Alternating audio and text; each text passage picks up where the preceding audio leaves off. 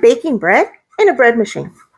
If you are new to the kitchen, you've never made a loaf of bread, you've never baked, and you don't know the basic skills you need to make a loaf of bread, you can start with a bread machine. Now, a bread machine is a specialized tool, so it would require a special purchase. However, if you don't have a lot of time, or you just want the taste of homemade bread or the benefits of not adding the preservatives without taking the time it takes to knead dough and wait for it to rise and get it baked, a bread machine might be the right way to go.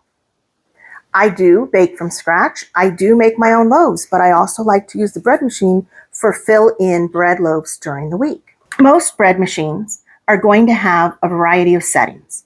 Up at the top on mine, we can see here, I can pick what type of loaf I want. And then there's a few simple buttons where I'm going to pick the loaf color and the loaf size and set my time. Now, there's a few basic pieces to a bread machine. One, we have the outside unit itself. We have a pan. This is where the ingredients are going to go. They're also going to knead in here. They're going to rise in here and bake in here. So this is our all-in-one pan, and it is removable. We also have a paddle. This is what's going to do our kneading. We're going to take out our paddle. Then in most machines, to take out the pan, you're going to hold it by the handle and you're going to give it a slight turn. And then it'll lift right out. It is solid. It is closed, so you can take it out if you prefer to do your bread ingredients by measuring on a digital scale instead of cups and spoons. You can measure into here and then put it back. To put it back in, we're going to put it in and then give it a slight turn. Okay? If you can lift it by the handle and it doesn't move, it's locked in place. And then we're going to put our paddle back in. Most bread pans have at least 2, if not 3 sizes. Those would be 1 pound, 1.5 pound, and a 2 pound loaf. I'm going to go ahead and make a 2 pound loaf today. Ingredients in a bread machine need to go in liquids first, then your flour, and then your yeast at the end. So for this, I'm using 210 milliliters of water, which is just under 1 cup. 1 cup is 240, so it's just a little below 1 cup, 210. After that, I'm going to add 1 egg. Next is 4 tablespoons of room temperature softened butter. 1 teaspoon of salt. 2 tablespoons of sugar. You can switch this out for honey or maple syrup if you prefer. Now we're going to add our flour. I'm adding 3 cups or 420 grams of flour. When it comes to flour for bread, you either want to use a digital scale or you want to make sure you're doing a spoon and level method, which I'll post a video for you on that. That's 2. That's 3 cups of flour. Now I'm going to make a little well here in the top of my flour, just with my finger. And this is where my yeast is going to go. For our final ingredient, we're using active dry yeast. We need 1 teaspoon, and it's going right in that little well we made.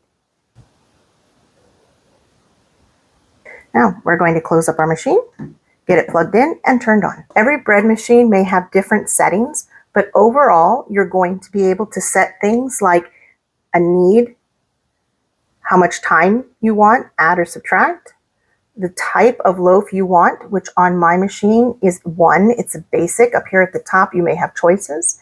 They may be printed on the inside of the lid. The color of the loaf you want. Mine goes light, medium, and dark. And then we have a confirm and a start and stop button. So I'm going to go ahead and hit loaf. And up here on my display, it is telling me that I have a medium color. I know that's going to be hard to see. Let's see. I have a medium color loaf. Option 1, which is basic, and it says it's going to go for 3 hours and it's on the largest size. You're just going to use the buttons to pick what you want to change to.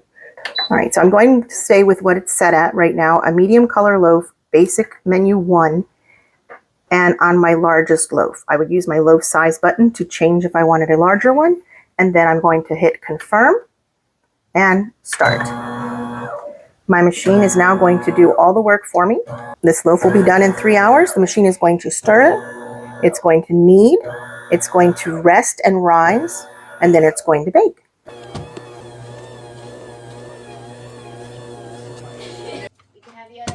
All right, now that our bread is done in our bread machine, the pan is still warm, but I can hold it now. I'm going to take a wire rack. I want to cool this loaf until it is absolutely room temperature cool before cutting it. So I'm going to take my loaf out. You're going to have a little hole at the bottom from where your paddle attachment was, but that is okay. We're going to let this cool on the wire rack until it is completely room temperature before we cut into it.